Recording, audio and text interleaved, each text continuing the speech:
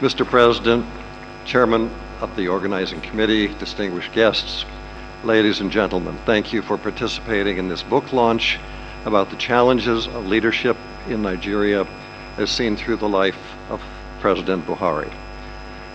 As has been noted, it has been my privilege and pleasure to have known the President for more than 30 years, and I have lived through much of the history of the country during that time. As you know, on March 28th, 2015, Nigerian voters stunned the world by electing for the first time a president from an opposition party. And let me also acknowledge the presence of Professor Jega, former chairman of INEC, who's with us here today. This book seeks to answer the questions, who is President Buhari and how is he addressing the many challenges of Nigeria? My original motivation was to introduce President Buhari to an international audience on the assumption that Nigerians already knew their new president. But increasingly, I came to feel that perhaps Nigerians might find it useful to review dispassionately his public life.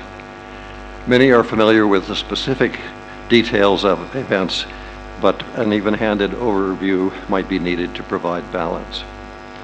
I also wanted to address the issue of leadership, particularly during periods of high stress. In the past, one such period was the Civil War. Another was the influx of petroleum dollars at a time when financial and legal institutions were still evolving. Have included the Boko Haram insurgency in the Northeast, widespread corruption of government officials and others, the virtual collapse of oil revenues and the need to diversify the economy, and the deeper political issues of resetting democratic federalism in Nigeria. First, what is the Buhari story? And you know from the documentary the outlines, and I think most of you know the details.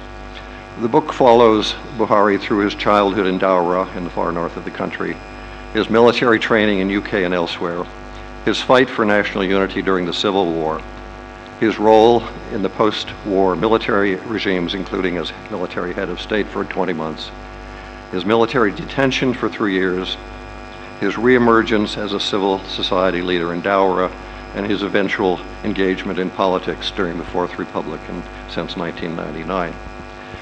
The phases of Buhari's life up to his inauguration are covered in part 1 of the book. Then the current challenges of national leadership are addressed. Part 2 of the book covers the first 7 months of Buhari's presidency.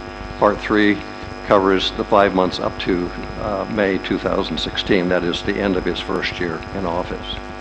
Thus, the book is clearly a work in progress as Nigerians tackle the major challenges mentioned in my earlier remarks.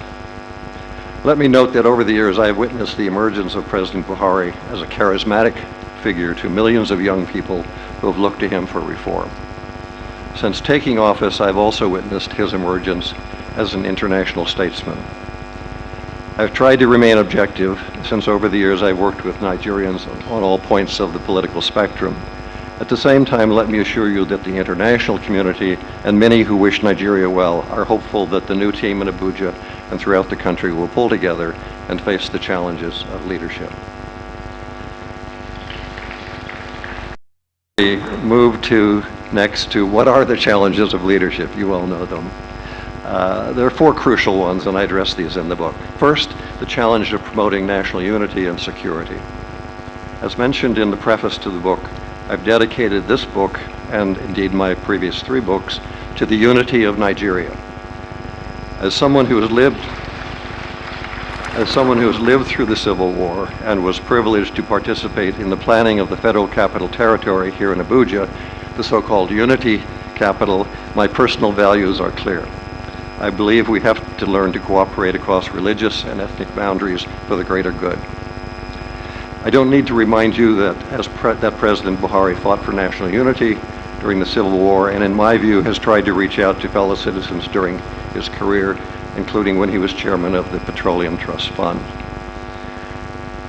From the Civil War to the threats of Boko Haram, Nigerians have witnessed the efforts of President Buhari and others to hold the country together and to thwart both insurrections and criminal violence. In general, those officers who came of age in the early years of independence have been willing to lay down their lives for this cause, and I recognize those who are with us in the front row here today. Second challenge is stemming corruption. This is related to Buhari's passionate concern to stem the cancer of corruption and insist that government is meant to assist all people and not just the few. This is especially cruel when the few have backdoor access to oil wealth. The third challenge is promoting economic welfare. It is often said that oil can be a blessing or a curse. What is obvious is that oil can be a blessing to those with power, while those without power can be left behind. President Buhari has dedicated his life to trying to ensure that opportunities for development are extended to those at the grassroots level. The fourth challenge is strengthening democratic federalism. One of the reasons Nigeria has gained new international stature has been the peaceful transfer of power in Nigeria from the previous administration to the current one. This reflects political maturity on the part of both former President Jonathan and the current president and their many followers. The idea of respecting the Constitution is the essence of democratic rule. Indeed, the further challenge will be to strengthen institution building at all three federal levels. Unless the local level can be brought into the financial and political mainstream, stability will be elusive. The presidency in an oil-dependent state tends to have enormous executive powers, but the independence of the judiciary is crucial. By most accounts, President Buhari has been determined to let the courts have their say, and thus to strengthen rule of law. I turn now very quickly to the engaging of the international community. We live in an age of globalization. If nations are to be successful, leaders must be mindful of international reputations and the need for cooperation to meet the challenges mentioned above. It is no coincidence that in his first 12 months in office, President Buhari has traveled to 26 countries of the world. These included the near neighbors of West and Central Africa, many of whom are here today represented, the European and US powers, those in the Middle East, and as far away as India and China. This does not even include the AU meetings in South Africa and Ethiopia, the UN meetings in New York, the G7 meetings in Germany, or the Global Anti-Corruption Summit in London. In short, President Buhari has given Nigeria new opportunities for international cooperation. In conclusion, I would like to thank President Buhari for his cooperation as this book project moved forward. I should add that he has been gracious and generous with his time. At no time has he tried to interfere with the substance or structure of the book. Readers of the book will notice that I have not burdened them with footnotes, except for direct quotations. I've tried to keep the narrative clear where context is required. I've drawn on my own experience, having lived through many of the events of the past 50 years, not just 30 years. And that included starting my study in Kano in 1964. In short, I take responsibility for a narrative that I hope contributes to the Nigeria project. I would like to thank the organizers of this book launch and to all who are participating here today. The challenges of leadership in Nigeria are larger than any individual, but the commitment and passion of individual leaders to do the right thing without consideration of personal gain clearly makes a difference.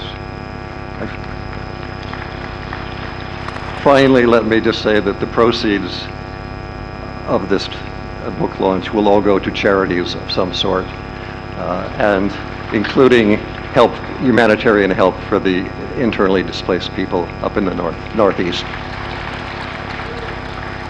Thank you for your attention, and I hope you enjoy the book.